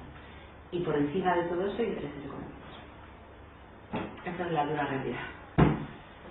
Yo quería volver otra vez al tema de la autorregulación, no solo del sueño, se quería volver a hablar de la comida, que claro, cuando un bebé es pequeño, es menos de 1 año, es como bastante fácil porque aparte de lo que coma, te da igual si come mucho o poco, tú sabes que le vas a dar el pecho y estás como, digamos, segurísimo de que ese niño va a estar limitado. Pero de repente, claro, ese niño va creciendo, cuando ya tiene 4 o 5 años, a veces hay niños que por sus condiciones naturales o por lo que sea, comen poco. Y sin embargo tú ves que tienen un desgaste físico, porque todo el día saltan, corren, hacen miles de actividades, etc. Y apenas comen. Ahí también uno se relaja y dice, ¿él se autorregulará? ¿O es necesario presionar un poquito? Y dice, ¿qué? Come un poquito, que después estás muy cansado, que tienes ojeras, que no sé qué. O confiamos plenamente en que ese niño va a seguir regulándose. Con respecto a la comida, yo he coincidido en varios congresos con Carlos González. Carlos González es un pediatra que tiene varios libros, y entre ellos tiene el de Mi niño no me come, ¿no?, que aconsejo que siempre, cuando me hacen esta pregunta, que se lea. Porque cada uno tiene su especialidad y hay que reconocerla, ¿no? En principio, si un niño está sano, si tiene los ojos brillantes, si tiene ganas de jugar, aunque esté así de delgado y aunque coma muy poquito, no hay por qué preocuparse. Lo que nos deberíamos de preocupar es si los alimentos que le proporcionamos no son suficiente y altamente nutritivos. Es decir, yo siempre defenderé, en la medida de lo posible, y en nuestra sociedad tan sumamente corrupta a todos los niveles y también con respecto a la alimentación, la comida biológica. Solo tiene una pega, que es cara. Pero si tú das un alimento biológico, con los límites que ya tiene lo biológico, porque todo está ya bastante contaminado, a un niño y come pocas cantidades, pero come de aquello que necesita por todo el organismo, si permite que contacte con sus necesidades y mantiene la autorregulación a cierto nivel, el organismo pide. De hecho, cuando estamos embarazadas, el famoso capricho, ¿no? No es otra cosa que la necesidad orgánica en ese momento del cuerpo. Lo mismo ocurre a los niños pequeños. Claro que si nosotros cometemos el error desde que son pequeñitos de enseñarles lo que son los chocolates, yo en los grupos de lactancia y de apoyo a la lactancia les digo chocolate, los dulces, que no lo vean, porque si no lo ven no lo van a pedir. Siempre hay malintencionados por ahí que ofrecen, ¿no? Tenemos que poner una barrera. Pero a los niños de 2 años, si no les ofrecen, nunca le van a pedir chocolate. Y van a comer de lo que le des, siempre que sea eso, con mucha carga energética a nivel nutritivo, ¿no? Y que no esté contaminado. No importa que esté delgado. El criterio no es que esté delgado, el criterio no es que coma poco, el criterio es que esté desvitalizado, que sea apático. Pero si realmente tú le ofreces la comida, le ofreces una variedad importante y él va eligiendo, no, porque los putas. Todos insistimos de todas maneras, ¿eh? Mi hija siempre estaba por debajo de los percentiles, siempre. Y siempre me decían, la lactancia materna no le sirve, tienes que darle sólidos, tienes que dejarlos. Bueno, al final no le hice caso y sigue de la vida, pero con una vitalidad impresionante. Lo importante, por tanto, no es el peso, sino la vitalidad. Vale, has puesto distintos ejemplos de autorregulación, el de la escolarización, el de los pañales, el de etcétera, etcétera. Vale, a mí me surge la siguiente duda, ¿no? En el momento en que el niño se escolariza, sea a los 2 o sea a los 6 años, cuando ya hay durante el día va a ser 6-7 horas que va a estar en un espacio absolutamente controlado de adoctrinamiento, si nos vamos al límite, ya un tercio del día el niño de autorregulación poca, porque en una escuela, en un espacio de este tipo, es imposible la autorregulación, porque en todo momento están diciéndote lo que tienes que hacer. ¿Cómo afecta esto al niño? ¿Cómo la familia puede hacer algo para compensar? ¿O ahí se acaba todo? Bueno, en principio es una gran contradicción. Yo por eso cuando trabajaba en prevención con familias o con grupos de padres o con escuelas de padres, me vi la urgencia de presentar proyectos al ayuntamiento o a los pediatras o a las matronas, precisamente con el objetivo de formar. Porque se operaban un doble lenguaje. El lenguaje de casa, que es un lenguaje basado más en el respeto y en la observación y en la atención, y el lenguaje de la escuela, que aunque tengan muy buena intención, con ratios de 18 o de 15 o de 20 niños, es prácticamente imposible que puedan recibir el mismo tipo de calidad, ¿no? Y además con el objetivo prioritario muchas veces academicista, que no todas las escuelas son así, ¿eh? Siempre yo pienso que hay que individualizar para hablar con propiedad.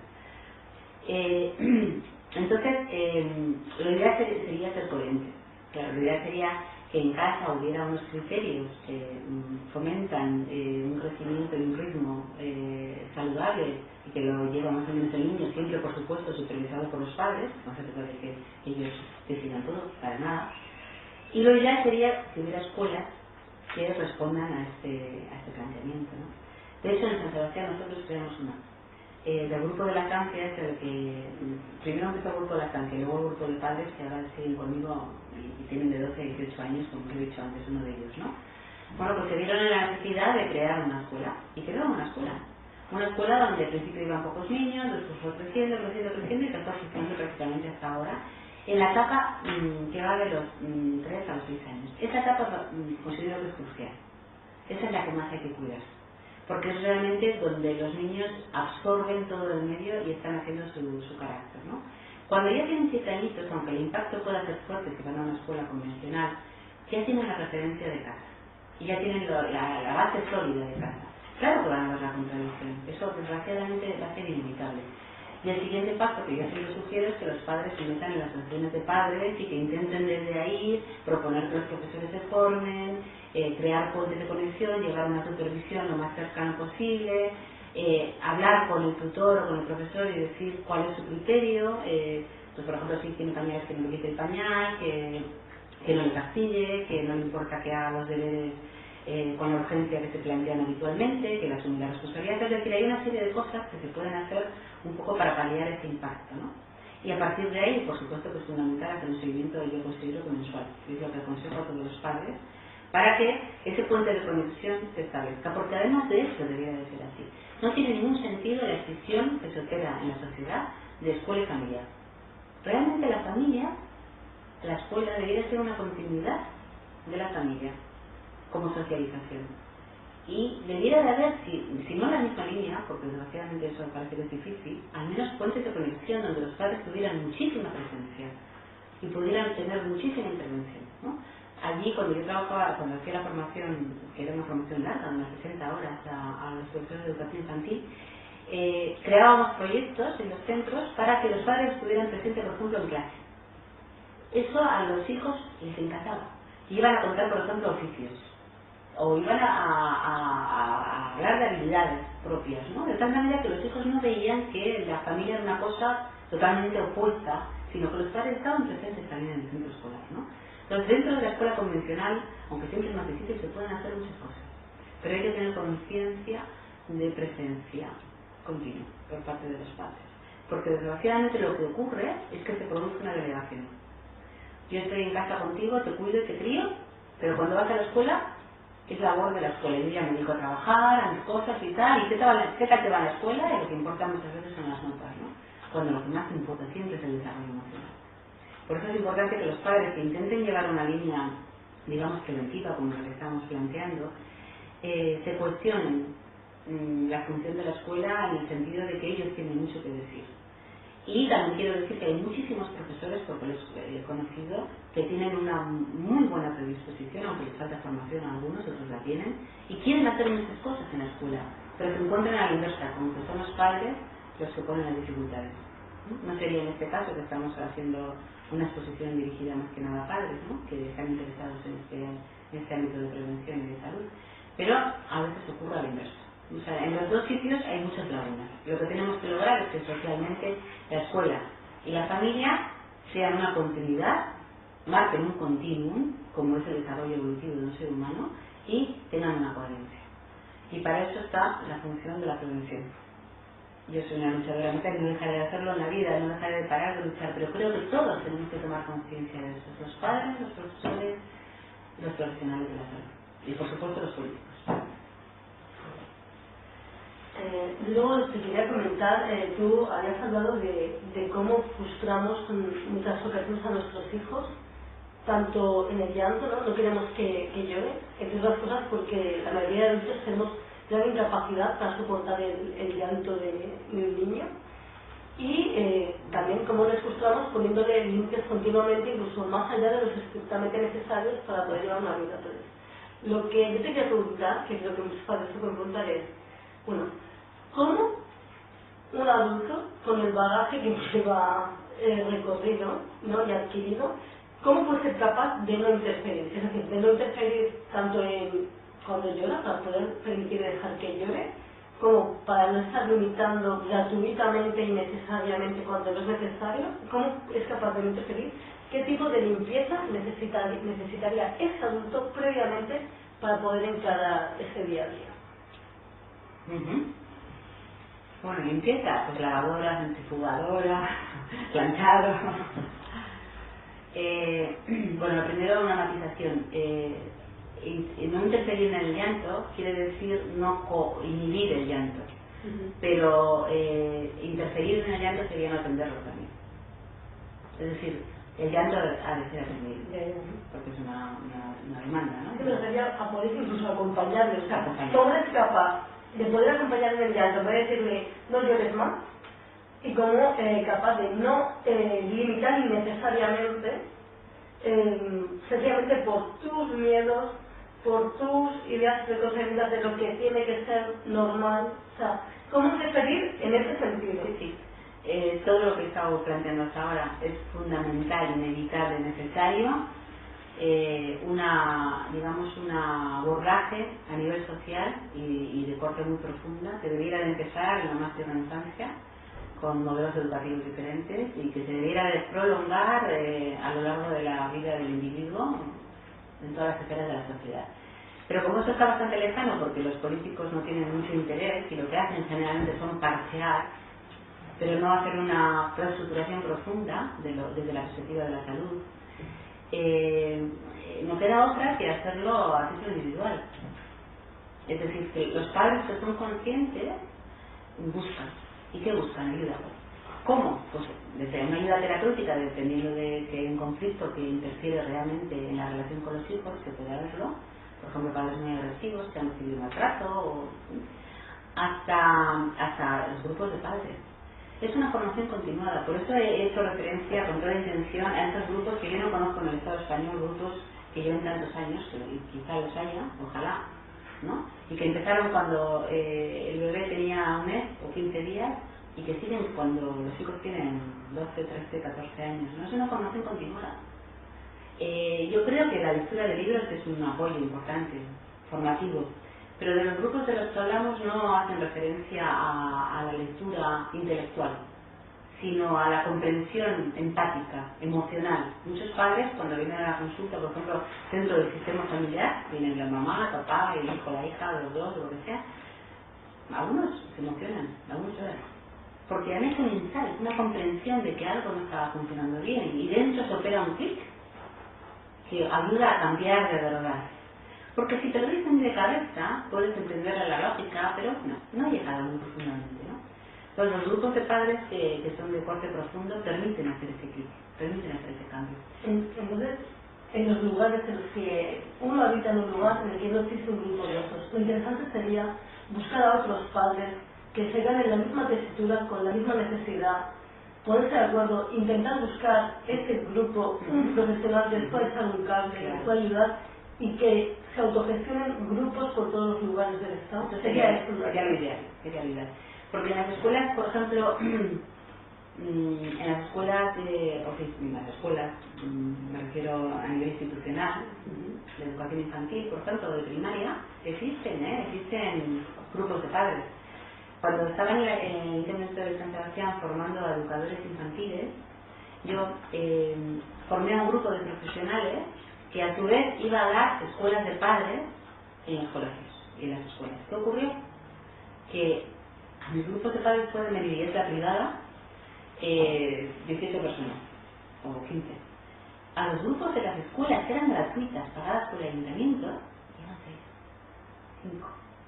Y muchas no podían progresar, bueno, se siguen haciendo ahora, yo me vine para aquí y sigo formando a profesores de la ESO, pero no a educadores infantiles, ¿no? Se siguen haciendo escuelas de padres en los centros escolares, pero no son mayoritarios, son escuelas de yo qué sé cuántos niños, 300, no sé cuántos son, no tengo ni idea, 500, los que sean, y sin embargo padres 4 o 5, y los que van normalmente son los más interesados, los que mejor están, y los que realmente requieren no van. Entonces es un problema de conciencia, y es un problema de conciencia que debiera de estar apoyado por parte del gobierno, se debiera de impulsar desde arriba, ¿no? Lo ideal que sería, me encantaría poder proponer. De eso, bueno, en Europa se propusieron una serie de proyectos, yo también me presenté, un proyecto de estos que es muy ambicioso, ¿no? Empezar desde el embarazo, pero de meditación profunda, no prepararse para parir con la respiración y punto, no, preparación profunda.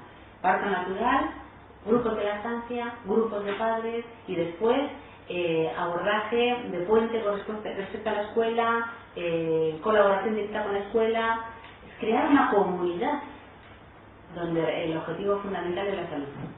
Y además es que lo tenemos que hacer, porque es que nuestra sociedad aparte de estar música, está enferma, estamos mal. O sea, es que nos vamos a cargar el planeta, nos vamos a cargar la especie, nos vamos a cargar todo, como sigamos teniendo estos valores de competitividad, de guerra, de violencia, de destructividad, que no tienen nada que ver con la esencia del ser humano. Yo soy un poco rusoniana en eso. Creo que el ser humano por naturaleza es bueno, siempre y cuando se le dé lo que necesita cuando es pequeño. Cuando una persona recibe amor es muy difícil que lo que dé es odio. Lo que pasa es que si desde la más tierna infancia los niños no son tratados adecuadamente y son abandonados muchas veces o son castigados, humillados, por ignorancia van acumulando rabia, van acumulando muchas cosas que no deben acumular, y cuando son padres las vuelven a hacer. Por tanto tenemos que hacer un corte, tenemos que intentar por todos los medios que sea un abordaje muchísimo más multidisciplinar. Pero claro, eso no depende de una persona, depende de un gobierno que realmente quiera de verdad una transformación. Bien, volviendo a la autorregulación.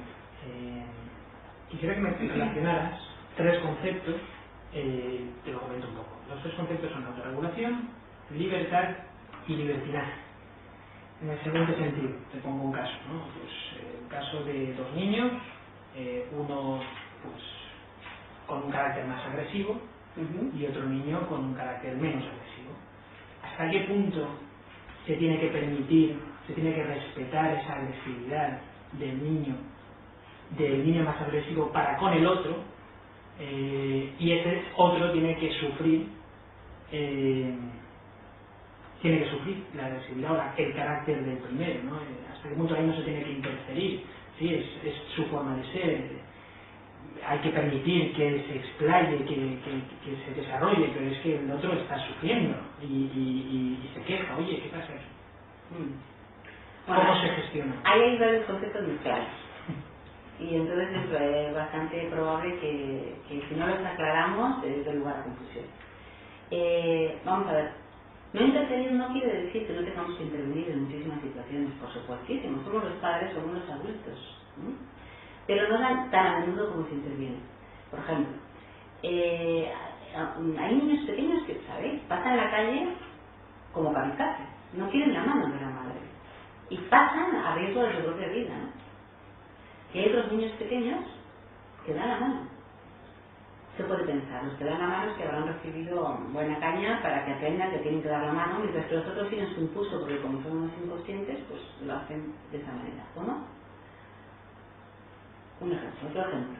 En una ocasión yo vi en San Sebastián a un bebé corriendo con un paseo marítimo y hay unas escaleras empinadísimas que comunican con la playa, ¿no? Y realmente impresionaba a un bebito de 12 meses, 11 meses, gateando a toda velocidad y los padres por detrás, tranquilos. Y la gente mirando a los padres con cara de malestar, de indignación. ¿Cómo es posible que no intervengan? Que se va a dar, que se va a caer. Y entonces el bebé llegó hasta la punta de la escalera, que empezaba ya la caída empinada, y se paró seco. Miró, y como no es tonto, vio peligro, sintió peligro y se dio la vuelta. Pasar la carretera, lo mismo. ¿Cuántas veces me encuentro yo en consulta con la dificultad de los padres de hacer llegar a los niños algo que consideran que es vital? Por ejemplo, pasar la calle. ¿Qué hay detrás de esta conducta? En muchísimas ocasiones he comprobado, no digo todas porque cada caso es particular, no me cansaré de insistir, yo miro muchos aspectos antes de decir algo, pero aquí como no tengo ningún aspecto concreto, pues hablo de un caso concreto. ¿Cuántas veces me he encontrado que detrás del temor a que ese niño pase la calle y que le atropelle un coche, que lleva a que ese niño pase la calle sin mirar, hay una madre que se ha anticipado excesivamente, que se ha puesto ansiosa, que se ha puesto asfixiante, que le ha asustado al crío, que le ha agarrado, que le ha impedido mirar con tranquilidad y sentir la seguridad de la madre y dice, cuidado que coche, que ahora pasamos. Una madre temerosa, una madre agobiante, y el niño le molesta y entonces al niño, ¿no? Es decir, eso hay que ir distinguiendo, ¿no? Para darnos cuenta de que hay muchísimos matices cuando hablamos en este caso de una interferencia, lo que acabo de decir en el segundo caso, ¿no? Y en el primer caso que el niño pasa de la mano de la mamá, sería un acompañamiento por parte de la madre y una confianza por parte del niño. En el caso que tú me pones, un niño muy agresivo, más agresivo que otro, eso es una pregunta difícil de responder porque ¿qué es más agresivo? ¿Y cómo es el otro? ¿Y cuál es la situación concreta? ¿Y qué es lo que pasa para que ese niño haya agredido al otro? Tenemos que saber situaciones muy, muy delimitadas para dar una respuesta adecuada. Cuando hablamos de la agresividad, que es un tema que no hemos hablado aquí, más que lo he mencionado, y es un tema muy importante y muy profundo porque va vinculado también en alguna medida a la sexualidad, no voy a entrar en detalles porque nos llevaría mucho tiempo. Cuando hablamos de la agresividad estamos hablando de una respuesta instintiva que lo que busca ante todo es la defensa del espacio. Los niños, en principio, que son tratados con afecto y que no hay madres o padres invasivos o asfixiantes o represivos, sino que son padres con empatía, con contacto, que intervienen cuando tienen que intervenir, por supuesto que intervenir, pero hay otras veces que no, que todo esto es un arte que tiene que ver con la empatía, con la capacidad de contactar con el otro. Normalmente tienen niños que si viene a cogerle esto, pues quizá en las primeras fases no sepa defenderse porque le sorprende que alguien le venga a coger un juguete, pero en las siguientes fases sabrá defender su juguete y se lo querrá coger, y si es necesario pondrá la mano así.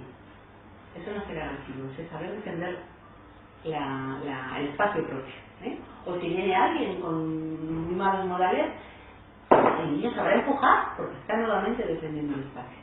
Esa es la agresividad natural, la agresividad sana y la que jamás hay que reprimir, porque si impedimos que alguien se defienda, estaría a merced de situaciones muy peligrosas en la vida. Otra cosa es los niños que sin mediar ningún tipo de conflicto como los he visto muchas veces, desgraciadamente, y sobre todo en situaciones escolares, donde hay 20 25 rivales, pues se eligen a uno que normalmente es más débil, se acercan sigilosamente y le dan un mordisco en la cara, por ejemplo, ¿no? O le arañan. Y no ha habido interacción entre ellos. Eso es un ejemplo de destructividad. Entonces tenemos que discriminar muy bien. Yo si veo a un niño que viene a coger este juguete porque están en la etapa, como he dicho antes, egocéntrica, y todo lo que hay es mío, me refiero a menores de 3 años, está este juguete aquí, viene uno por aquí y el otro por aquí, y tienen el juguete, si defienden el espacio, porque voy a repetir, la palabra agresividad tiene connotaciones muy negativas, pero la agresividad no significa atacar, como viene en el diccionario español, sino significa ir hacia lo que me interesa, defender mi espacio, ¿no? Bueno, pues, y uno empuja y otro empuja y uno llora, pero no va la sangre al río, no hay por qué intervenir. Y luego uno de los dos se queda con el juguete y podemos dialogar qué ha pasado, qué no ha pasado. Ahora, si viene un niño destructivo, que es diferente, y el otro está jugando tan frescamente, y le da un mordisco, le araña, o le mete el dedo en el ojo, o hace una cosa de este tipo, por supuesto que tenemos que proteger. Pero no solo a la víctima, sino también al agresor. Hay que intervenir con nosotros de forma diferente. Pero ese sería tema para otra exposición.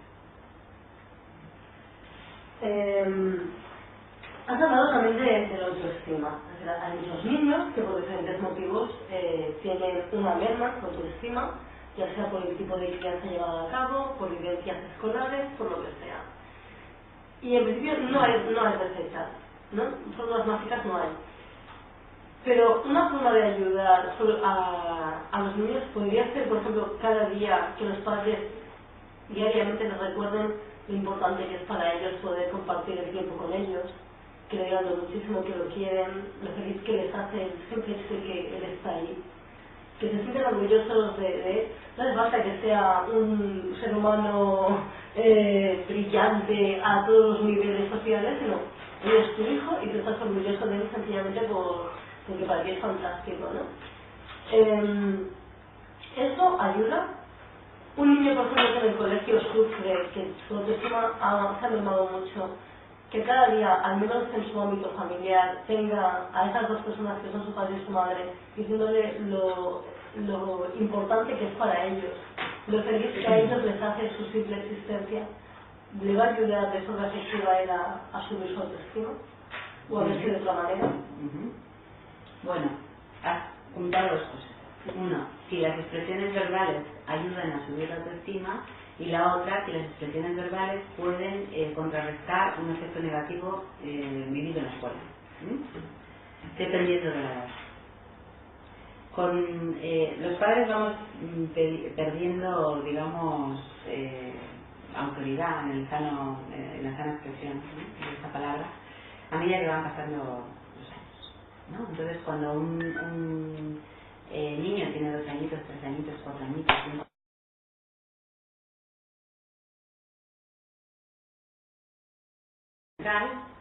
son los padres.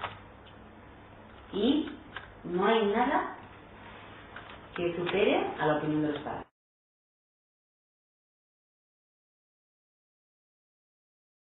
La expresión verbal lo es mucho más la coherencia corporal y la coherencia relacional.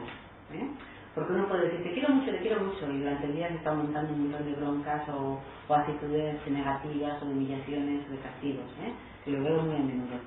Padres que son punitivos sin darse cuenta porque no lo pueden evitar y después lo tratan de compensar diciendo que a mí es muy importante, te quiero mucho. Ahí hay algo que chirría, ¿no? Por supuesto que la expresión verbal es importante, por supuesto que es importante decir te quiero, claro que sí, y no pensar que el niño lo sabe. Y eso es importante para el niño. Pero cuando ya están aquí, pero sobre todo lo importante es lo que te he dicho, la coherencia entre mi actitud como madre, como padre y lo que después le transmito verbalmente. Cuando están en la escuela, que son menores de 5 o 6 años, vuelvo a repetir, el poder de los padres en ese sentido es importante. Pero cuando pasan de los 7, 8, 9, 10, empieza a haber un cambio cualitativo, que son los amigos. Y si bien la opinión de los padres es importante, la opinión de los amigos empieza a parar mucho.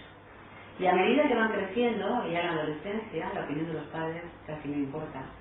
porque por supuesto que es un refuerzo que debe estar ahí siempre, y una disponibilidad debe estar ahí siempre, porque el núcleo por excelencia que alimenta o no alimenta la autoestima son los amigos. Entonces va a depender de las franjas de edad. Eso es algo muy importante. Bueno, yo también tenía una pregunta sobre la autoestima y aprovecho y te la comento. Hace poco estuve en una conferencia de Luis Rojas Marcos, que hace nada ha sacado un libro sobre el tema, sobre la autoestima. Y él comentaba que hasta hace unos años se creía que la autoestima cuanto más siempre mejor, pero parece ser que ahora pues se ha diferenciado entre una autoestima positiva y una autoestima negativa. Ponía el ejemplo de las personas que están en la cárcel, que la autoestima la tienen por el cielo, incluso la autoestima la tenían alta por haber hecho cosas por las que estaban en la cárcel, pero ellos tenían la autoestima alta. Entonces parece ser que se diferenciaba entre autoestima positiva y negativa. Pero claro, ahí eso un poco contrastaba con algún artículo que también había leído en el mismo momento, en la misma época, que hablaba de que los niños tienen poca autoestima y que un gran problema de los centros escolares era la baja autoestima de los niños, y que también en muchas ocasiones había una alta correlación entre niños destructivos y baja autoestima. Entonces, no sé si me podrías comentar esto. Bueno, a mí la palabra autoestima en primer lugar no me gusta mucho, porque ahí se meten cantidad de cosas en el mismo saco, ¿no? Pero en fin, no oí a Rojas hablar sobre esa distinción que hace entre autoestima positiva y negativa, pero supongo que hace referencia al narcisismo en términos más clínicos, al narcisismo saludable y al narcisismo que ya no es tan saludable. Entonces digamos que no es correcto.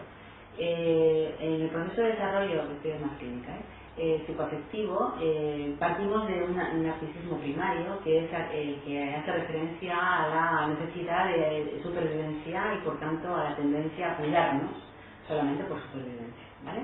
Después sobreviene un narcisismo que podríamos llamarlo secundario, y que tiene que ver más con actitudes de prepotencia, de chulería, de esas personas que bueno, pues pueden tener el agua aquí y todavía consideran que eso no estamos aprendiendo, ¿no? Es decir, tenemos muchísimos casos en la vida cotidiana, ¿no?, que podríamos rescatar como narcisismo secundario. Entonces, yo haría esa distinción, no tanto autoestima negativa como autoestima, porque eso no sé qué, son expresiones que se pierden, ¿no? Yo no sé si en la cárcel todos los que están en la cárcel tienen autoestima alta, no creo, eso es una afirmación un poco exagerada. Habría que hacer un estudio muy exhaustivo, estadístico, y yo creo que en la cárcel habrá de todo. Una cosa es que sean psicópatas o problemas con personalidades con una patología lo suficientemente seria como para no tener empatía y capacidad de sentir el daño que han infligido a otros, y otra cosa es que cantidad de delincuentes comunes o políticos no tengan autoestima alta o baja, ¿vale? Bien, entonces, en cuanto a los niños que tienen la autoestima baja, decías que lo relacionabas con los destructivos, ¿no? Que podía haber... Sí, había un estudio que en la misma semana salió y hacía referencia, no recuerdo exactamente, pero recuerdo la frase que era que se notaba una falta de autoestima en los niños, que había una alta correlación con niños problemáticos. Estos niños problemáticos tenían una baja autoestima. Claro, evidentemente. Vamos a ver, para no utilizar la palabra autoestima es más correcto hablar de carácter débil, carácter fuerte, o incluso yo fuerte o yo débil. Los niños que desarrollan una destructividad, pensemos, ¿crees que son niños felices? ¿Que son niños queridos? No. Una persona puede llegar a ser destructiva si tiene un entorno favorable, que lo respeta, que le atiende, que le escucha. Es inviable, es imposible. Y si alguien afirmara que sí, tendría que traer el caso y lo estudiaríamos en profundidad y probablemente veríamos por dónde coger. Claro que los niños con alta agresividad, gran nivel de destructividad, correctamente hablando, presentan una autoestima baja. No se sienten queridos, nunca se han sentido queridos. El cariño, el sentirse querido va relacionado con la autoestima, con el narcisismo, en realidad. Es totalmente lógico que allí donde más disfunciones hay a nivel escolar, hay niños que sienten que la vida ya no merece la pena vivirle, y importa un pimiento si agreden, si no agreden, si saltan las reglas, si no se saltan las reglas, porque ya no tienen nada que perder. Y aparentemente van de que no les importa nada, ¿no? Mientras que los niños que han sido queridos, atendidos y respetados normalmente tienen una tendencia a ser más solidarios, a ser más empáticos, ¿no? A ser más constructivos. Y todo eso tiene que ver también con el tipo de vínculo. Se hizo un estudio sobre un número de estudiantes bastante amplios, no sé si eran de 150 o así aproximadamente, en un campamento de niños de 6 años, y se pudo discriminar como proyecto cuando fueran adolescentes, cuando tuvieran 14 y 16 años, qué porcentaje de niños podían llegar a ser delincuentes, a delinquir o ser drogadictos, y qué porcentaje no. Esto que parece algo así como mágico tiene que ver con el tipo de vínculo establecido. Se comprobó que los niños que con 5 o 6 años eran ya niños matones, ¿no? De nombre matones, pero bucones, ¿no? Que aparentemente les importaba a todos, desobedientes en el sentido de no razonables, etcétera, mantenían, si es que no había habido ningún evento en la vida que les pudiera ablandar esas actitudes, la misma actitud en la edad de adolescencia, y por tanto rayaban con situaciones de drogadicción o de delincuencia. Mientras que los niños que no participaban en situaciones de peleas ni eran bravucones, e incluso algunos de ellos eran mediadores de conflictos, llegada a la adolescencia, si el entorno se había mantenido, y llegaban a tener una actitud colaboradora, solidaria, y a tener un funcionamiento normalizado. Es decir, es muy importante por eso los 6 años iniciales de vida, y por supuesto todos los demás, porque de alguna manera podemos llegar a predecir, no de forma total, porque hay eventos en la vida que lo pueden modificar, pero se puede llegar a predecir qué tipo de vínculo va a tener. Yo quería entrar precisamente en esos la última pregunta. La última, ¿vale? En esos años posteriores, después de los 6 años, es decir, si por el motivo que sea una familia no pudo, por ignorancia, por desconocimiento, porque su situación lo permitía, no pudo dar a su hijo ese tipo de crianza que podía aportar ese vínculo con apego, y por tanto se fue muchas cosas de las manos, y se encuentra con que tiene un niño de 8 años, de 9, de lo que sea, que tiene una serie de problemas y de dificultades. En esta etapa tú lo puedes recuperar, tú puedes decir, mira, ahora he descubierto toda una serie de cosas que desgraciadamente desconocía, pero el colegio que no hicimos cuando tenías 1 año, lo vamos a hacer ahora a los 8. Todo lo que hasta ahora enfocaba en negativo porque creía que tenía que estar siempre limitándote, matándote, teniéndote, a partir de ahora te voy a reforzar el positivo. Es decir, eso se puede reconducir en mayor o menor medida. Hay una posibilidad de recuperar ese vínculo que no se supo establecer en su día por desconocimiento o por lo que fuera. Bueno, es una pregunta importante, porque el hecho de que las bases del carácter se consoliden de alguna manera en los primeros años de vida no significa para nada que sea determinante, afortunadamente, yo pienso que en la actualidad muchos clínicos saben, ¿no? Y hay estudios que así lo demuestran, que a lo largo de la vida puede haber muchos acontecimientos que modifican esas primeras experiencias, ¿no? De hecho, desde la teoría del apego se habla de un concepto muy importante, que es la resiliencia. Y la resiliencia hay un libro de Boris Cyrulnik, de los gatitos feos, que os aconsejo que leáis, hace referencia a esa capacidad de resistir a la adversidad y sacar lo positivo, transformándolo en positivo, que tienen algunos individuos, mientras que otros sucumben, por ejemplo, en la negrura más negra, o en el psicoticismo, o en situaciones antisociales, etc. ¿Vale? Me estoy refiriendo a la experiencia de Boris Cyrulnik, por ejemplo, de haber pasado por un campo de concentración en la época de los nazis, haber visto cómo morían sus padres con edad muy temprana, precisamente quiero recordar 8 o 9 años, escaparse de ese campo de concentración y haber rehecho su vida y ahora ser un profesional de la salud reconocido, tener familia y bueno, haber podido recomponer, ¿no? Eso no significa que no vaya a haber heridas en el desarrollo, pero por supuesto que nada es determinista y que se puede remediar, se puede mejorar, se puede cambiar incluso la calidad del vínculo en edades posteriores. Cuanto antes mejor. Pero que para el que no pudo, el Por supuesto. Pero si no, no había escuelas de padres cuando los niños tienen 12 años, 13, 14, 15. Yo creo en el ser humano permanentemente y creo que se puede estar cambiando en la infancia, en la adolescencia y por supuesto en la edad adulta, si no, los terapeutas que pintamos.